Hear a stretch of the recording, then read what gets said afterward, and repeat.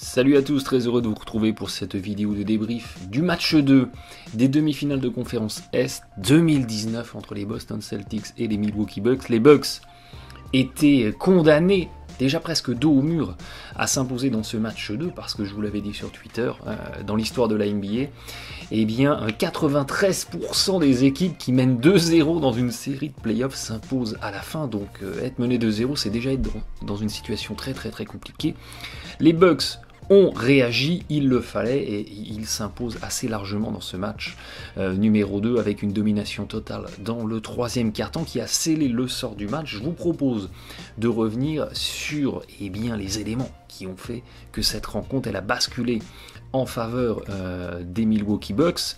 À l'issue du match 1, je vous avais parlé du pick and roll, de la défense du pick and roll qui montrait effectivement pas mal de lacunes du côté des Bucks. En tout cas, la posture tactique défensive des Bucks semblait inadaptée par rapport à la façon dont l'exploitaient les Celtics. On s'attendait à des ajustements dans ce compartiment. Eh bien, il n'y en aura pas du tout eu.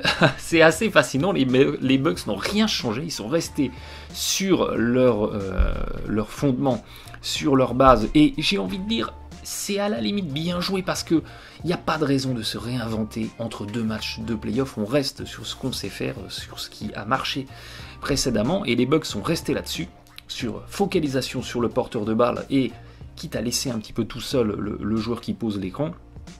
Et finalement, quelque part, ça a marché parce que les Boston Celtics, à ma surprise, alors qu'ils avaient exploité à hauteur de 57% le jeu en pick and roll dans le match 1, et ils ont eu raison de le faire parce qu'il y avait tellement de failles dans cette défense des Bucks qui avait tout à fait matière à l'exploiter, et bien les Celtics, ils n'ont fait que 40% de séquences de pick and roll dans son match 2, et à mon avis, ils sont passés à côté de solutions, ou en tout cas d'exploitation de failles dans la défense des Bucks en sous-utilisant le pick and roll dans ce match 2, parce que comme dans le match 1, où on est ici dans le match 1, où les poseurs d'écran sur le pick and roll, donc les rollmen, soit ils ouvraient et ils allaient au cercle, soit ils s'écartaient, on était sur du pick and fade ou sur du pick and pop, je pop pour faire une réception tir et je sanctionne à mi-distance ou à 3 points, et bien ils avaient fait 13 sur 18 dans le match 1, c'était festival offensif. Ils font 9 sur 14 dans le match 2, donc ça a continué de super bien marcher. Ces poseurs d'écran qui ouvrent dans le match 2, on a peut-être justement un tout petit peu sous-utilisé cette capacité, cette option-là qui marchait pourtant très bien. Et puis à côté de ça, on a eu une faillite totale des porteurs de balles sur les séquences de pick and roll, parce que dans ce match 2, eh bien, on a les porteurs de balles sur le pick and roll qui cumulent 1 sur 10 au tir, et ça encore, ça ne tient pas compte des pertes de balles. Le rendement est encore plus faible si vous intégrez les pertes de balles, mais à l'image d'un Irving qui a été catastrophique en attaque dans ce match, il faut appeler un chat qui fait 1 sur 6. Tatum a pas été bon, Rozier n'a pas été bon, Gordon Hayward n'en a même pas fait dans le match, très discret dans ce match. Bref, il y a eu une faillite totale des porteurs de balles sur le pick and roll, et ça a fait tomber l'efficacité offensive des Celtics, parce que c'est justement face à cette défense des Bucks qui est focalisée sur le porteur de balle, c'est de lui que doit venir le danger. Et là, du côté des Celtics, on a peut-être été un petit peu trop forcé, on a peut-être été un petit peu trop dans la recherche de la conclusion avec le porteur de balle, alors qu'il y aurait eu matière à renverser sur le poseur de l'écran, qui n'est pas forcément obligé de tirer à chaque fois, qui peut aller chercher une continuité à l'opposé, comme on l'avait vu dans le match 1, où on fait un transfert et à l'opposé il y a un hand-off, on enchaîne. Là, on a été peut-être un petit peu trop dans la première intention, avec des joueurs porteurs de balles sur le pick and roll dans ce match 2, et pour le coup, eh bien, la défense des Bucks a fait ce qu'elle sait très bien faire, c'est-à-dire verrouiller la raquette, bien gêner le porteur de balle, et on l'a vu, l'adresse a été catastrophique côté Celtics sur ces séquences pick and roll porteurs de balle. Et ça a été d'autant plus préjudiciable que dans le match 1, on avait été à 8 sur 14. Alors il y avait eu quand même pas mal de gros tirs, entre guillemets, de Kyrie Irving, des tirs assez compliqués, mais qu'il avait été en capacité de mettre dans ce match 1, mais on est passé de 8 sur 14 à 1 sur 10, donc là déjà, votre attaque, elle prend un très très très sérieux coup dans l'aile, et ça c'est clairement vu, et la principale leçon de ce match 2, la principale explication de la défaite des Celtics, c'est la faillite de l'attaque, c'est la faillite de l'attaque bien muselée par la défense des Bucks, qui a coûté la victoire aux Celtics et qui a dessiné, à contrario, une victoire pour cette équipe des Bucks dans le sillage complet d'un Kyrie Irving qui est passé complètement à côté, un 4 sur 18 au tir, 22%. C'est juste pas possible. C'est juste pas possible. Les Celtics ont trop besoin d'un Kyrie Irving en locomotive d'attaque, en catalyseur de l'attaque, qu'on peut pas avoir un Kyrie Irving à 4 sur 18. Et moi, ce qui ne cesse de me surprendre, c'est un Irving qui ne tente pas de lancer franc, qui est vraiment dans un jeu qui se crée à la périphérie, et pas spécialement en agressivité vers le cercle, mais ça avait bien marché dans le match 1, donc à la limite, pourquoi pas. Sur le pick and roll, les porteurs de balles en difficulté, on est allé peut-être un petit peu trop forcé, on n'est pas allé en recherche du panier plus ouvert, du panier clé en main, et ça se traduit par une stat très très très simple. Dans ce match 2, on a eu 17% des tirs tentés par les Celtics qui ont été considérés comme des tirs défendus very tight. C'est-à-dire que le défenseur il est collé au tireur, on n'était qu'à 8% dans le match 1. Donc on a multiplié par 2 la fréquence de tirs extrêmement bien contestés au détriment de tirs qui étaient restés complètement ouverts. On en revient toujours au même, sur le poseur de l'écran ou à l'opposé sur les joueurs laissés tout seuls, parce que les Bucks, on l'avait vu dans la première vidéo, ils ont tendance à surcharger côté ballon. Donc ça veut dire qu'à l'opposé, il y a des joueurs qui sont laissés tout seuls, qui auront forcément un meilleur tir que celui qui tente un tir sur 2 défenseurs qui seront venus surcharger sur lui.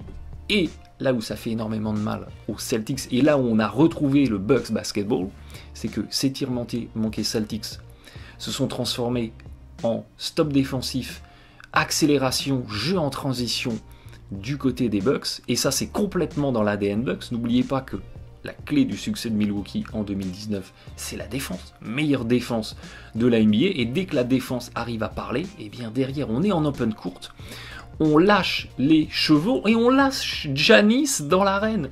Et Giannis, eh bien, il n'est jamais aussi inarrêtable que quand il est lancé dans de la transition ou de la semi-transition, parce qu'en un dribble, il arrive à couvrir une moitié de terrain. On a vu ça dans le match 1.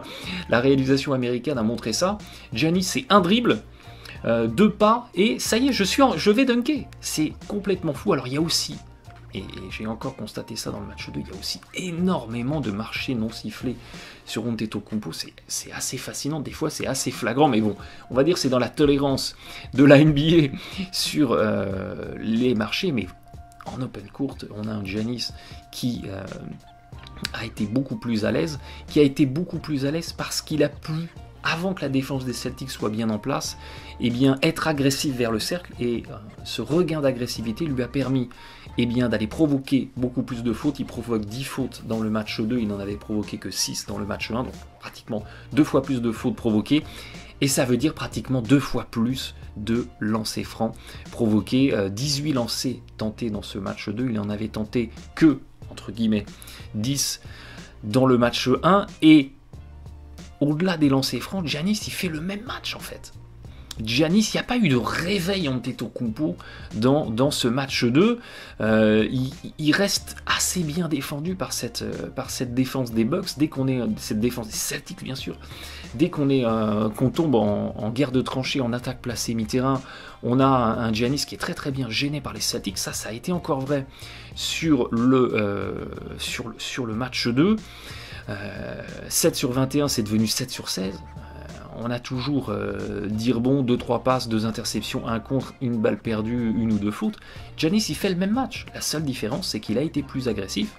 Il a pu exploiter les séquences de transition. N'oubliez pas que la défense des Celtics, c'est certes une très bonne défense au global, mais sur la défense du repli défensif, on est dans la moyenne de la NBA.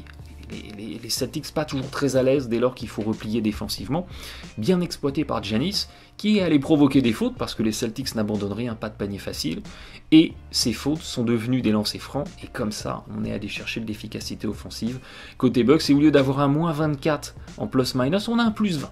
Voilà, c'est pas plus compliqué que ça, et qui dit séquence de transition dit Giannis lancé, dit Giannis qui va provoquer la faute, mais Giannis qui va aussi faire du drive and dish, fixation dans les intervalles, et je ressors sur le tireur à 3 points, et ça c'est le Bucks Basketball, c'est l'ADN Bucks Basketball, fixation, décalage, 3 points, n'oubliez pas que les Bucks, à l'image des Houston Rockets, une des équipes de la NBA qui tente en fréquence le plus de tirs à 3 points par match, et a contrario, l'effet pervers de cette surutilisation du tir à 3 points, c'est qu'un soir sans adresse, eh bien, votre attaque, elle s'écroule. Et là, les Bucks, ils ont retrouvé de l'adresse sur ce match 2. Ça a été le retour du Bucks Basketball, et ce retour d'adresse a permis à l'équipe eh bien, d'avoir un rendement offensif qui n'avait absolument rien à voir. Et une nouvelle fois, je vous en avais déjà parlé plein de fois, mais une nouvelle fois,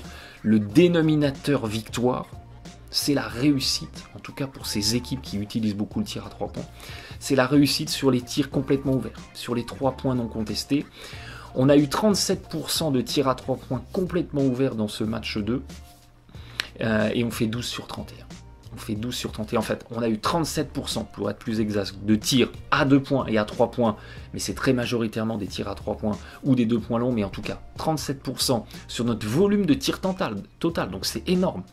De tirs complètement ouverts, on est vraiment allé trouver le joueur qui était laissé tout seul, et sur ces tirs complètement ouverts, on fait 12 sur 31 à 3 points. Dans le match 1, on avait eu à peu près la même fréquence, on avait fait 7 sur 24.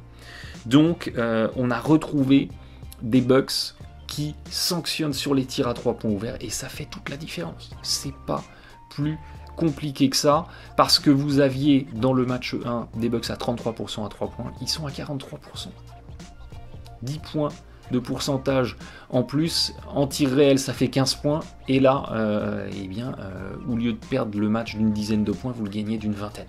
Pour caricaturer, parce que derrière, vous avez en plus réussi à provoquer plus de fautes et aller sur la ligne des lancers francs, et souvenez-vous de ce que je vous avais dit sur les stats à suivre dans ces playoffs, et notamment du côté des Bucks. Je vous avais dit, quoi qu'il arrive, Giannis fera du Giannis.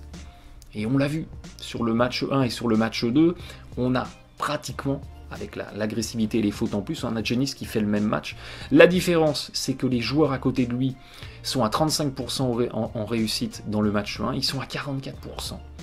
Dans le match 2, vous ajoutez à ça les fautes provoquées en plus, l'agressivité en plus, notamment grâce à Antetokounmpo, et les lancers francs marqués en plus, et vous avez comme ça une équipe des Bucks qui globalement réussit plus ou moins la même performance défensive.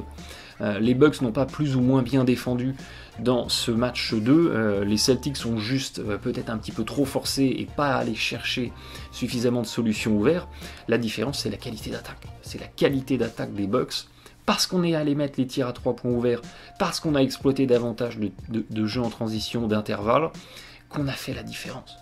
Et vous avez le résumé du match 2, ce qui veut dire par extension que les Celtics, ils sont condamnés à bien attaquer dans cette série pour pouvoir bien défendre. Alors que théoriquement, c'est l'inverse. C'est la bonne défense qui vous permet d'avoir de la contre-attaque, des paniers faciles en transition. Là, côté Celtics, c'est l'inverse. On va être obligé de bien attaquer, d'aller chercher les bons tirs, de maximiser notre adresse pour derrière réussir à bien défendre, parce que chaque panier marqué, ça sera une contre-attaque en moins ou du jeu rapide en moins offert aux Bucks, parce qu'après un panier marqué, vous avez le temps de replier tranquillement, de remettre votre défense en place. Chaque panier marqué sera une transition en moins pour les Bucks, ou inversement, chaque panier manqué par les Celtics sera une opportunité laissée à Giannis Antetokounmpo de monter la balle et d'aller en agressivité attaquer dans les intervalles, obtenir des lancers, ou fixer dans les intervalles et ressortir sur les Brook Lopez, les Middleton, les Bledsoe, et tous ces joueurs qui peuvent faire du tort à la défense des Celtics à 3 points. Donc, cette série me donne là le sentiment que en fait les clés du match n'appartiennent pas aux Bucks, ce qui est paradoxal parce que c'est l'équipe la mieux classée, c'est numéro 1 à l'Est, et c'est a priori l'équipe qui devrait donner le tout. Les clés du match appartiennent en fait aux Celtics. Est-ce que les Celtics vont réussir à bien attaquer, ce qui a été plus ou moins leur péché mignon durant la saison, Ça a été très très inégal. Si les Celtics arrivent à bien attaquer, à les servir les joueurs laissés tout seuls à l'opposé pour contourner cette défense qui surcharge côté ballon, côté Bucks, eh bien ces Celtics, ils vont réussir à bien défendre. Et vous êtes gagnant sur les deux tableaux et vous avez les Celtics qui s'imposent au détriment des Bucks. Ça va être passionnant à suivre. En tout cas, les Bucks, ils savent ce qu'ils doivent faire, défendre du mieux possible, forcer le plus de tirs manqués possible, et derrière c'est Bucks Basketball. On déroule notre plan de match qui est au demeurant relativement simple. On défend dur, et puis ensuite on laisse Giannis attaquer dans les intervalles, ressortir sur les tireurs. Les tireurs sanctionnent, partons du principe que sur les tirs ouverts, les tireurs sanctionnent, et on s'impose comme ça. Merci de votre fidélité.